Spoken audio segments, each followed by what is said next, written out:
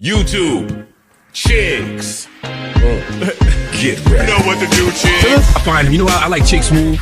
Chick Smooth is somebody I really enjoy listening to on YouTube because Chick just got an intellectual curiosity about things. Hey man, you don't always gotta go full crash out mode anytime somebody critiques you. If you're somebody like Meek and you've been the butt of jokes for the last couple of years, if it's somebody with a big platform, sometimes those jokes do land a little bit harder. Now last night, Meek was not too happy with Charlamagne claiming that he never recovered after the Drake battle. He went on to list every single record he's had since the battle that went platinum. If you guys missed that video last night, make sure you guys go check it out here. Now, it seems like Meek Mill definitely misunderstood what Charlamagne meant. He wasn't really referring to Meek's downfall in music. Charlamagne was more so referring to how the public views Meek after the Drake battle. Before the battle, Meek was known as a street guy. Meek was a guy that nobody really played around with. Nobody joked around with until the Drake battle. After Drake called him Twitter fingers, people started to look at Meek a little bit differently. And if anybody claims that is false, you are lying to yourself. Now, that is not to say that Meek is soft. However, if you get into a battle and you lose that battle, especially after being called Twitter fingers,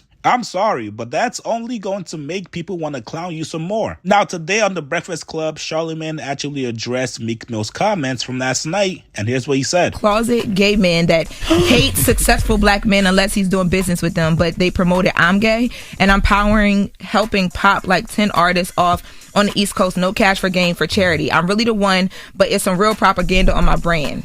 And I want to investigate it. Dropping the clues bombs for Meek Mill. I never said he didn't drop any music. I said if I was Meek, I would have deleted my Twitter and just kept dropping music. I would only talk through the music because every single time Meek posts, the internet turns it into a joke.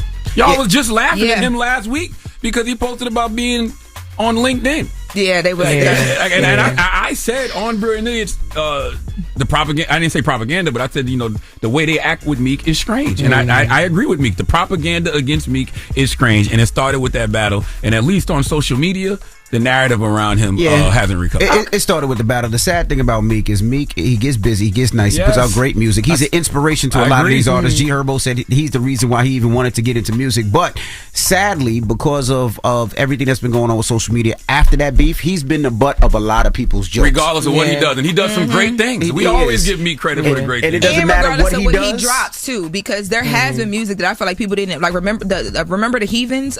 Like there was a lot of things that he dropped. Championships, wins and losses, even though that was almost 10 years ago. That was a great project. But he dropped a snippet. 4-pack last year. He put out a 4-pack. That was the remember the Heathens one. That's what I'm talking about. That's and it was great. But I feel like people didn't really talk about it at the time. Just proofread the tweet, yo. That's all you got to do before you just press and submit. It's more just proofread the tweets. It's like anything he do, because LinkedIn. Sometimes I don't understand what you're talking about. Like we don't understand, but it's funny. You're just funny, yo. That's why I said he shouldn't tweet and he should just talk through the music. And as he just said, they put gay on Meek. That's why I'm not. They definitely was sprinkling MK up and down. He mentions that. He said that Diddy situation was like that. That wasn't right. And that's why I'm not even mad. He said I'm DL in that post because that's just projection. You're not DL. You came out. Shut up. No, he did not. Yes, he did. I mean, well, he's not, but I'm just saying. He'd be hurt by what people say about him, so he's putting that on me. But I do agree with Meek. The propaganda against him is strange. Yes, it's horrible. And it started with that battle, at least on social media, right? And the narrative around him on social media is what I mean when I say he hasn't fully recovered, right? Because he's done some amazing stuff. He has. He sells out arenas. He sells out. He does a lot of dope ish. But like you said, the propaganda around him is taking what he's done and what he's built and tries to make a mockery of it. So every time he posts, if you're Meek, you understand why he would be upset. Like absolutely, positively, they done made this man gay.